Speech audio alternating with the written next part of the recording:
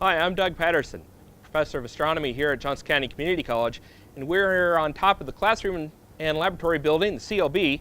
at the Tabby Observatory, where earlier this June, we invited the public up to enjoy a very rare event, once-in-a-lifetime event, a transit of the planet Venus across the face of the sun. And we had a slew of telescopes up here for people to enjoy the view, and we used two different types of filters so that we could look at the sun and look at this event without burning our retinas out. One of them was a H-alpha filter, a very narrow band filter, like the one I have attached here. It allowed us to see not only the planet Venus move across the face of the sun, but it also allowed us to look at a lot of the surface features of the sun, sunspots, and some of the prominences and arches of plasma on the edge of the solar disk. We also used